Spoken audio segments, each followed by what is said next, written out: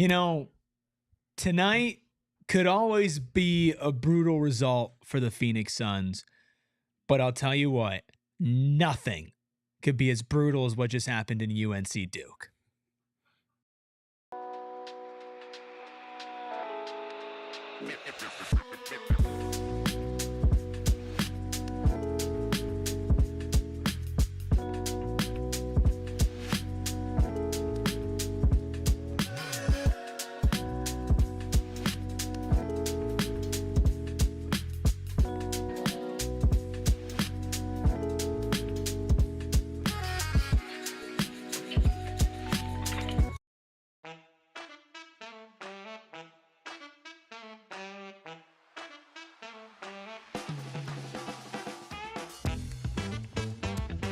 Sun Kings, Psychos and Sickos unite for another edition of the PHNX Suns pregame show, brought to you by Gila River Resorts and Casinos. You do you. At Gila River Resorts and Casinos, visit playatgila.com for more details. I'm Eric, that's Steven, Noah behind the Mac, making all the magic happen. And Gerald, well, he's boots on the ground at PHX Arena because it's the Suns taking on the Kings at home. And it feels like the whole story about today has nothing to do with the game, but we are going to talk about the game. Cody Martin might be set to make his debut. He is available tonight. But the most important question, Steven, comes from Jason, who wants me to ask you, if you were a pro athlete, would you rather win a Super Bowl, we'll say as a quarterback, or an NBA championship, we'll say as the starting point guard? Well, I feel like one of the most important positions in sports is playing quarterback. Okay. That being said, basketball is the best sport in the world. And I would rather win an NBA championship than a NFL Super Bowl. Can I change the question slightly? It's not going to change my answer, but feel free. Would you rather be a role player who gets some minutes? Like, you're solid, right? You know, fans love you, but you're not going to get a ton of love. You're going to be like kind of in the back of the trophy holding ceremony, hoisting the Larry O'Brien. Or would you rather be the reason, the quarterback that powers the team to a Super Bowl win? Right. If you're changing the roles, that's what I said. I'm changing it. But yeah, still for me, it's the NBA championship. Okay. NBA basketball is the best sport in the world. I agree. And I just can't budge off of that. As much as I love football and all the quarterback stuff is cool. I'll tell you what the best job in the world is, though. Backup quarterback in the NFL is the best job in the entire world. Because if you suck, nobody has any expectations of you. You get paid millions and millions and millions of dollars. Nah, some quarterbacks got expectations on them. Yes, but like Jacoby Brissett, nobody cares what Jacoby Brissett does. Check your bag, man. Get that money. Well, I appreciate. Stay healthy. Cade, Groundhog Mama, Devon, Lucas, Kev, T, Megan, Sandman, James, Jason, Lonnie, Juju, all the true psychos. Cade said, finally making it to a pregame live. Hey guys, what's up, Cade? Do people watch the pregames not live? I am curious because it's Maybe YouTube not. Exclusive. Maybe I'm wondering. Not. Let us know if you're a post live pregame enjoyer. Let us know. What's up, Wow Factor as well. Cade with the breaking news says Ryan Dunn is starting. So let's go ahead and real quick, I am going to pull up the Phoenix Suns Twitter account and I'm going to look. Here is your starting five for tonight, Steven. Bradley Beal, Devin Booker, Ryan Dunn, Kevin Durant, Mason Plumlee. Grayson Allen, Nick Richards out tonight. We'll get to injury report in a second, but how do you feel about that starting lineup? We can cuss on pregame? Yeah, we could fucking cuss. This will be the first time y'all probably ever heard me cuss. It's about damn time. I sound like Brian anything harder than that for Doug? Nah, not me. But the young man has been chomping at the bit. I feel like he's been doing anything and everything that's been asked for. I'm glad he's again earned the opportunity. It's not like he hasn't done that already, but he's done it again. And I hope he takes this opportunity and absolutely runs with it, literally and figuratively. Just keep doing everything you've been doing. Multiply those efforts for a more sustained manner across more minutes, hopefully, and make it happen, man. You earned it. I'm proud of him. I don't know him. I haven't even had a conversation with him as far as media to player, but I'm proud of him. It's not easy. You're damn proud. To be a role player and to have the audacity of someone else, but the adversity that he's been up against to be able to wear those multiple hats weather that storm, find your way back to where you want to be. That's tough, man. With a smile on his face, too. Like, he's been a really good teammate the entire time. So the thing with Dunn, and I'm not trying to rain on everybody's parade. I promise. And I know I woke up and somebody pissed in my Cheerios this morning with the video I recorded earlier today. But we don't know if that means he's going to play a lot of minutes. It's not guaranteed. And that sucks, right? Like, that's not fun. But you are right. He has earned it. He deserves to feel good about it. Obviously, injuries are one thing, but let's get into the injury report for tonight, because there's also some conversations about Cody Martin, and is Cody Martin going to play? Well, I can't tell you if he's going to play, but I can tell you that he is available. Nick Richards, Monte Morris, Jalen Bridges, and Grayson Allen are out. Over on the King side, Trey Lyles, Jay Crowder out, so no Crowder versus Book, but Domantas Sabonis available. We'll get to Sabonis in a second, but Cody Martin, you did a film sesh on it a couple of months ago. Gerald did a board game breakdown earlier today. What are you looking for if Cody Martin can see the floor tonight? Multiple efforts, activity on defense, being able to contain the ball, defend into screen or defend into scheme, but also just generally guarding his yard, his individual matchup. I'm looking for the activity. This team needs it in the worst way possible. And I think it's a great sign for Cody with Dunn starting that there are minutes available for him. I don't know if Bud plays both of them if one of them isn't starting.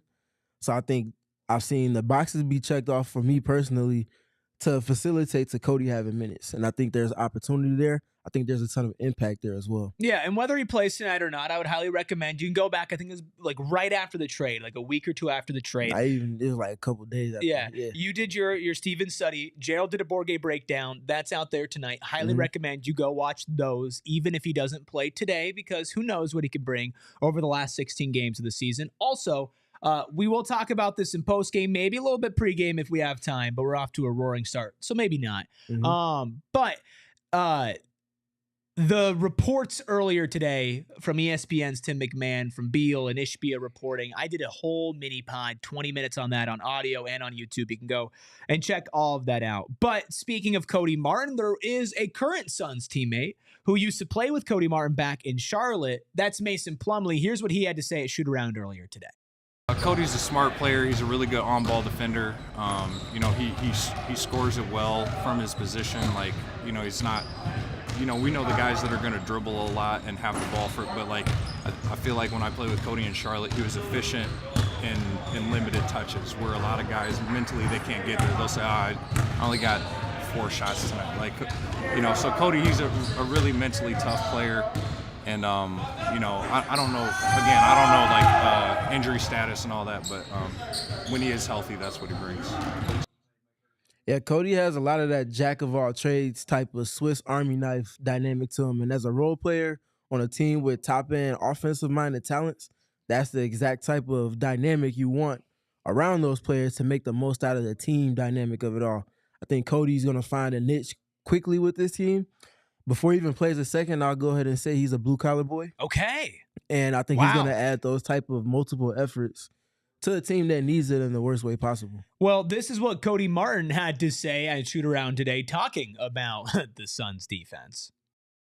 I think we're really working on that, and I think a big part of that is communication. I think we have all the intangibles and things we need to be a good defensive team. I think a lot of that is just communication and digging a little bit more in on that side of the floor and just figuring out what we're good at, because even defensively there's teams that are good at different things, and it's about being in the right spots at the right time, and at the end of the day it's collective, so we all got to be in the right spots at the right time for that to work. So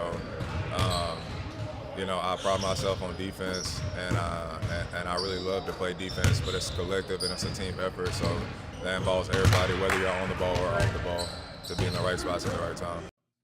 The idea and the theory of Cody Martin is exactly what this team could need. Now, is he going to play? I don't know. He's dealing with a sports hernia, so how well is he going to move and be a little rusty? Well, that's definitely part of it, but with Ryan Dunn starting and maybe Cody Martin coming off the bench, you could see a little bit of juice in that perimeter point of attack defense between those two, and that's something this team desperately needs, especially against the Bulls 2.0. because you're going up against Zach LaVine. You're going up against DeMar DeRozan. And you're going up against Domantas Sabonis tonight. Steven, as the world's #1 Chicago Bulls fan, what do LaVine and DeRozan bring in tandem together? First of all, what? You know what I said. Second of all, huh? Yeah. Third of all, are you out of your mind? Yes. And what was even your question? Because I tuned it out after you said that crazy. Dunn, Martin, point of attack defense. Those are guys that you could see matching up with guys like DeRozan, guys like LaVine. How do you see the Suns defense as a whole holding up against those two? And now that Sabonis is back into the equation, how much more difficult that makes it?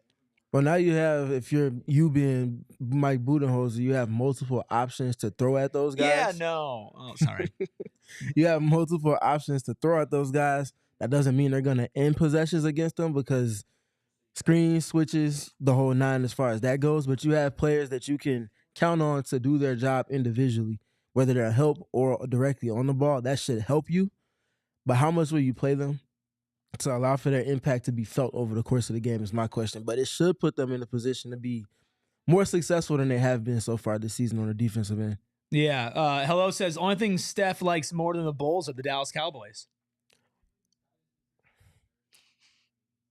I have no comment to that. Nothing? Hello is out of their mind right now. Hello and you do have such a great little back and forth, a.k.a. it's just him going back and forth with himself. That's right. Talking about Cowboys. We still appreciate you, Hello, and everybody, all the psychos and sickos who are hanging out with us on YouTube before the Suns take on the Kings.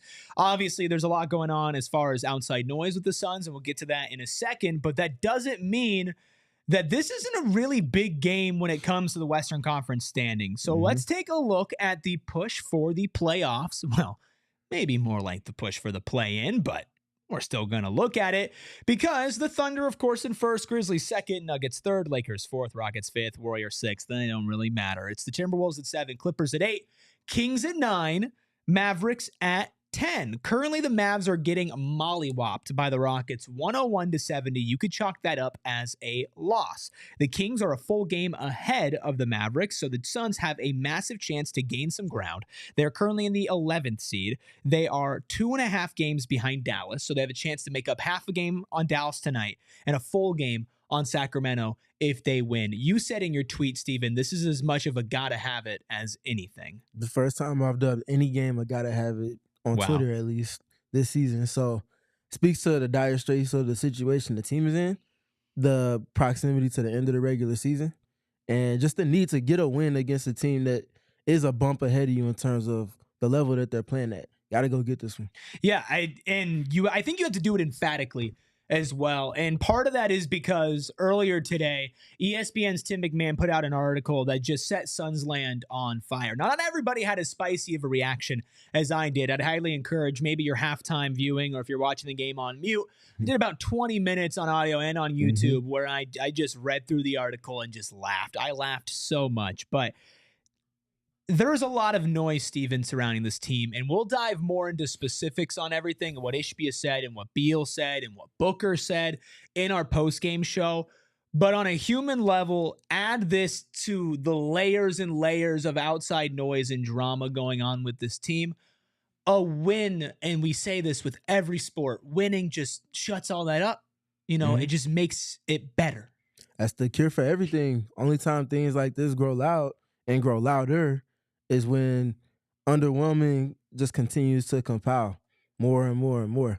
Only way to shut it out, start getting more in alignment with the level of play that you're supposed to be at. In record, in camaraderie and chemistry, that flushes all of that out. But until you do that, more and more of this stuff is going to continue to come up. I think KD's hinted at it. Devin Booker's hinted at it. Mike Budenholzer's hinted at it.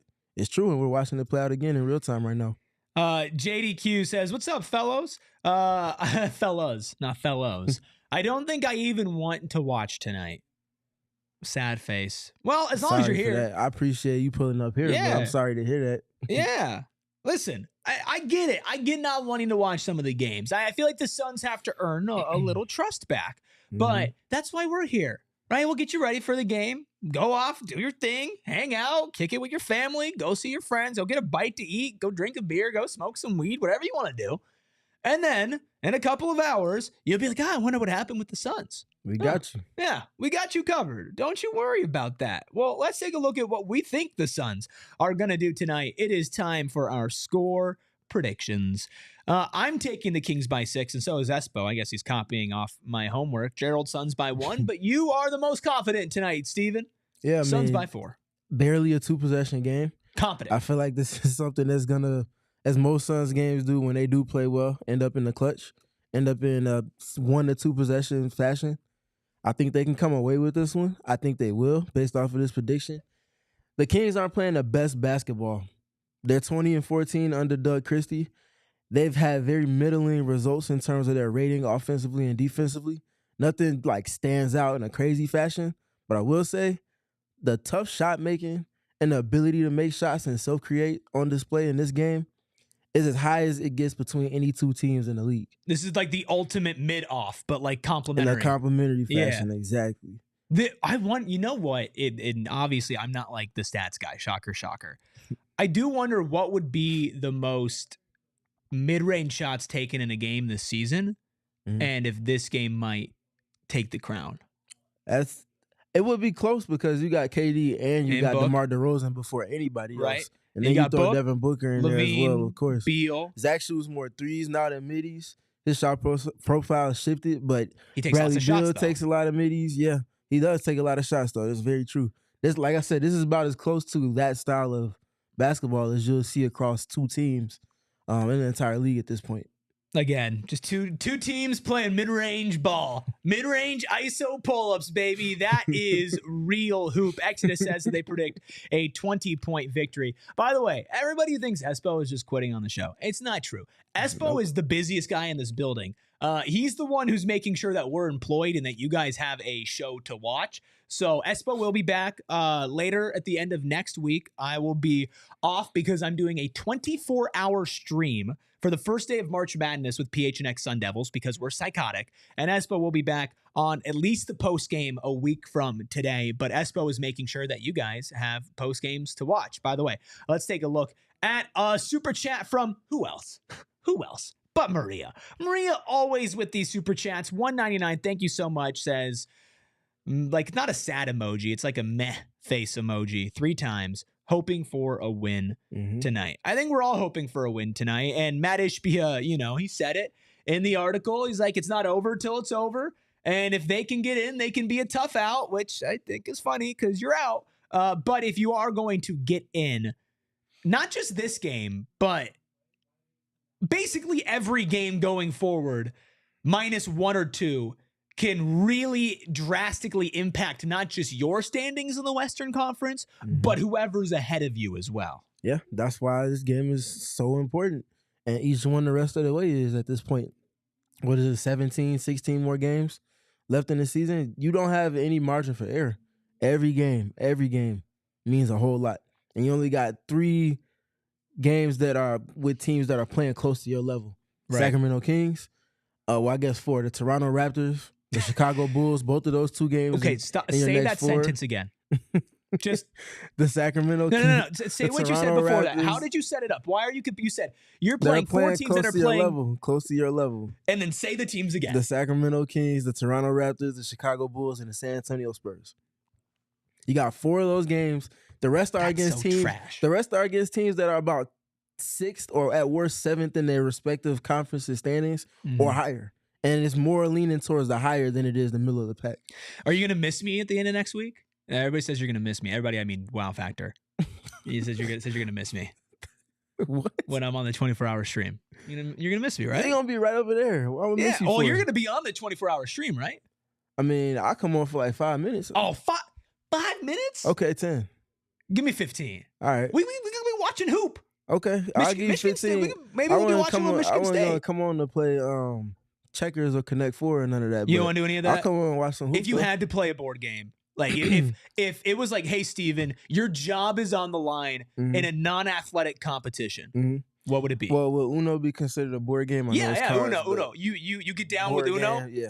Uno is my thing. Okay. I think we got to face off a little. Uno is like my family thing. Like did you? Okay. What rules did you play Uno by? Because a lot of people play by different rules, and you know exactly what I mean. That's a slippery slope. Exactly. We played a lot of different rules depending on whose house I was at. The rules are determined by the person whose house you're playing in. That's the only way. So we played stacks. We played stacks comes in different variations. Like you can play stack ups and downs, the draw twos and ups everything. and downs, all of that. Yeah, but we have to get it established. My family always gets into issues because people get the lines blurred and anticipating and assuming things. So yeah, that's always a thing. It's when the true character comes out. Always. I'll say this: if you want to see my true character, A, watch the video from earlier today, but B, play Monopoly against me. I can be a dick. Like I can definitely get down and dirty with some Monopoly. What about you, Noah? I learned how to play Catan like 3 years ago, and I would play it with my ex-girlfriend all the time, and there was a lot of board throwing. Is that why going there's on. an X in front of the girlfriend? Probably a big part of it. Dude, Settlers of Catan is the reason why you're single right now. Guess what? You're not alone. The wheat. I will say, you guys want to hear the nerdiest thing of all time? Like for me. What's up? So I have some friends that I lovingly call, like, they're extremely nerdy, and I love them so much. And they bought this board game at Comic-Con called Rising Sun, and it takes like 4 to 5 hours to complete. And it's so like intricate, and I get obsessed with it. It's so much fun. That's crazy. It's like Risk on steroids. But anyway, Risk is fun too. Anyway, let's keep talking about basketball. Let's talk about tonight with the Kings. Did you have any keys for tonight's game? I did have keys for Let me tonight's see some game. keys for tonight's game. For sure. Start with them being sharp with their switches and their transition defense. The Sacramento Kings have not been a good half-court offense under Doug Christie. He's tried to simplify things, but they've been operating without a point guard, with De'Aaron Fox being traded. That's made things murky for them in the half-court. Turnovers are a problem, but they're at their best when they can break up playing so much in the half-court by getting in transition. A lot of leak aheads the Suns have to get back. And regarding the switches, they love to play in the three-player actions that force you to switch. If the switching is not sharp, backdoor cut after wide-open jump shot opportunity for them, you can't be conceding those things to them if you're the Suns on defense. And I think Ryan Dunn and Cody Martin should help with a ton of that. Number 2, dominate the three-point margin. The Kings shoot the three ball well. They're top 5 in three-point percentage as well as the Suns post-All-Star break, but their volume is not high. That's something that the Suns have to win on volume and on makes to make up for the difference in other dynamics of the game where they're not strong. And then the last big one for me is control the pace of the game. Talked about the Kings wanting to play up-tempo, playing the open floor. Slow the game down, play to your advantage, but do so with a tempo that's not sluggish, where you're getting into your first action with 16 seconds on the clock.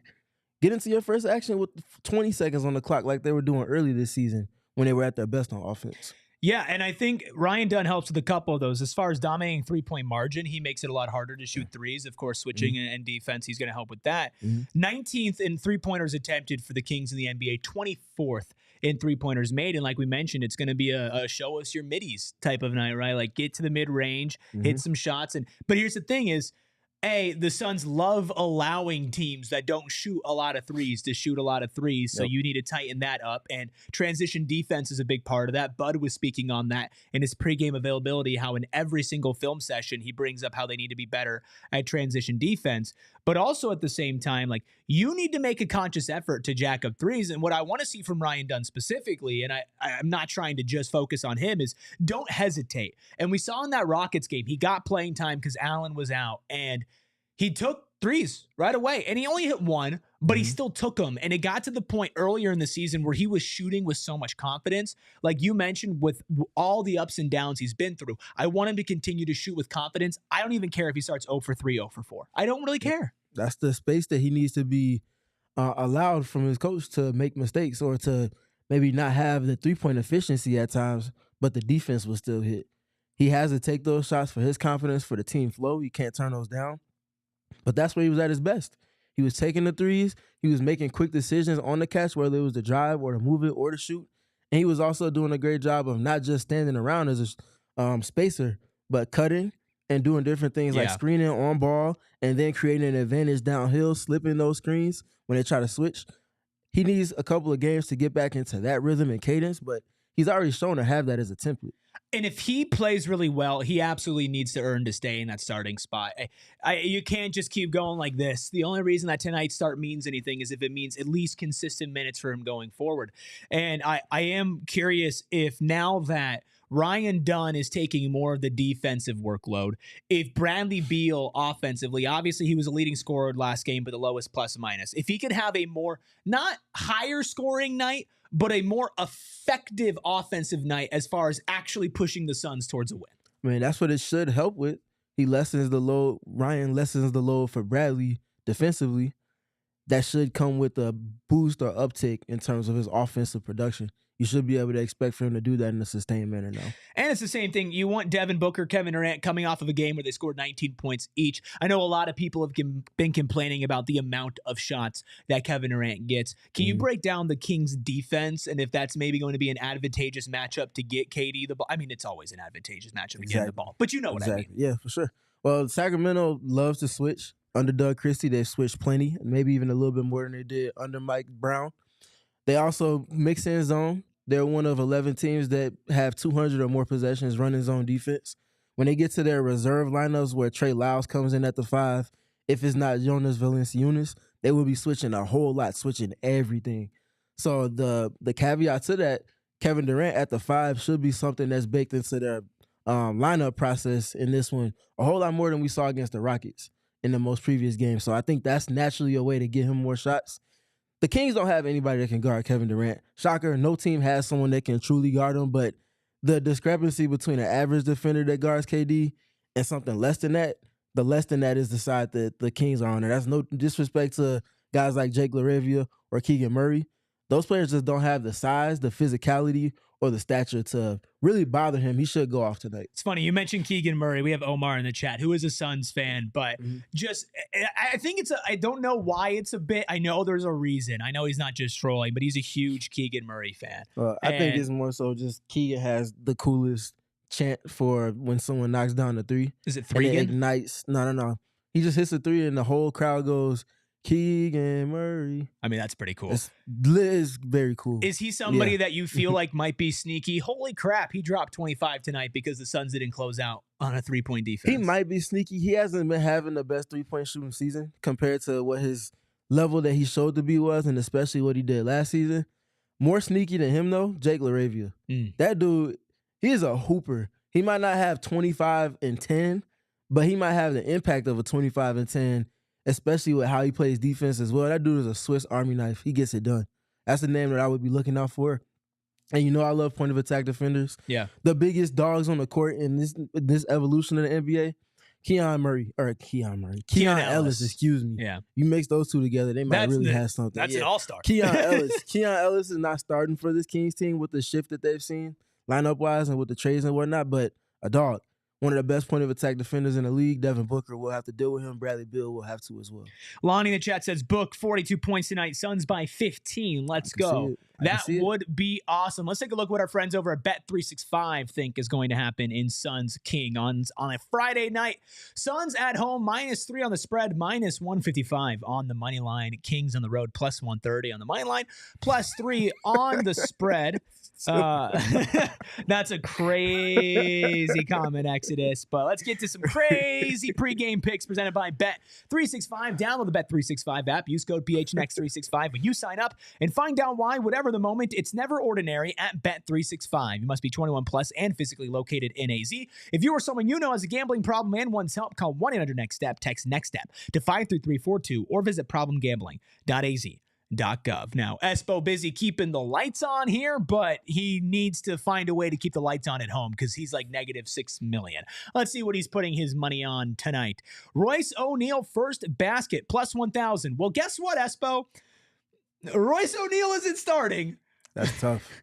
So that's tough. Unless I would hope a bucket is gotten before Royce gets in the game. Let's talk about something here as a chat. I want to put a poll in there. We're gonna go a little later because tip-off always goes a little later. Should we allow Espo to, without even his consent, change his bet to Suns money line? I'm not mad at it. Noah, how do we feel about that? Yeah. That's okay. We'll put it in the chat by the end of the show. Let us know, because that's obviously not going to hit. Suns money line is minus odds, so it's not like he's going to win a lot of money, but do we want to change that for Espo? You guys let us know in the chat. Well, Steven, you let us know what you're putting your money on tonight. I'm going to keep it simple space right now as I work my way back up. Got Devin Booker over 38.5 points, rebounds, and assists tonight. I got Kevin Durant scoring over 33.5 points in this one. Malik Monk, I talked to you all about him being the starting point guard for this team since the De'Aaron Fox trade. Has had issues with turnovers, and that's been something that's plagued him. He's got the ball in his hands more. Naturally, I have him over 2.5 turnovers in this one. And then the last big one for me, Zach LaVine knocking down 2 or more threes. Zach LaVine is one of the 5 best three-point shooters in the league on percentage and on volume this season. He's just a laser, off the dribble, catch and shoot, off movement. Gets the job done from deep. I think he knocks down at least 2. Fits the description of players that goes off against the Suns this season. Definitely. Anybody who makes threes feels like it's going to be the kind of guy to go off against the Suns. I'm also keeping it simple with my bet. Well, kind of. It's big odds, but one leg.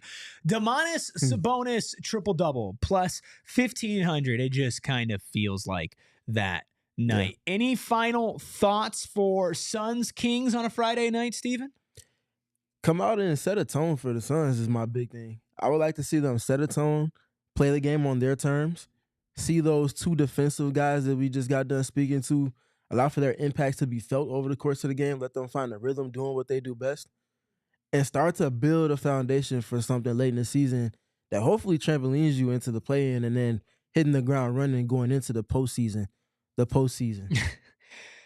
Listen. All that sounds awesome. All that sounds great. Getting a win tonight is great, but you don't do anything unless you string a lot of wins together. Now, that starts with tonight, and maybe inserting Ryan Dunn back in the starting lineup is just the way the script plays out. And now they're going to go on a miraculous 16-game run for the end of this season and somehow find their way in the play-in. Of course, Dallas is still losing. You want to watch, of course, Sacramento tonight, who you are playing. And I don't know if anybody else is in action. The Clippers did beat the Hawks. That was a blowout, so that is tough. The Lakers play well. The Lakers don't really matter. That's the next game. Orlando, Minnesota, 1-point game. Orlando in the lead, 8:30 left. So those are games to watch when it comes to what else to keep an eye on tonight. Of course, keep an eye on PHNX Sports. We'll be back with a pregame show and postgame show. You got a lot of viewing that you can get done either between now and postgame if you don't watch the game, or, of course, later tonight with Steven's film breakdown of Ryan Dunn that he put out last night. That's, of course, more pertinent now that he's starting. Gerald did a board game breakdown about Cody Martin that he put out earlier today. And I talked about the ESPN article from Tim McMahon. That's about 20 minutes that you can dive into. Plus, we are going to chat about that in our post game as well. A quick update on our poll. The people are not allowing Espo to change his bet. So Royce O'Neal first basket is going to be Espo's bet. That is crazy. But we appreciate every single one of you psychos and sickos. Hit that like button on the way out. Make sure you subscribe to PHNX Sports. It's the last day that you can become a diehard with our intro offer, $36 off. And if you missed it, I did a pre-game show for our diehards in the Discord. Those are only things that you can get by becoming a diehard today, plus all of Gerald's articles, a free agency tracker when it comes to PHNX Cardinals, and so much more. Omar says, get the funeral music ready. Buddy, we might have to get the clown music ready, but either way, both of us will be ready. Noah will be ready too. And we'll see all of you guys when we see ya. We all silly like the mayor.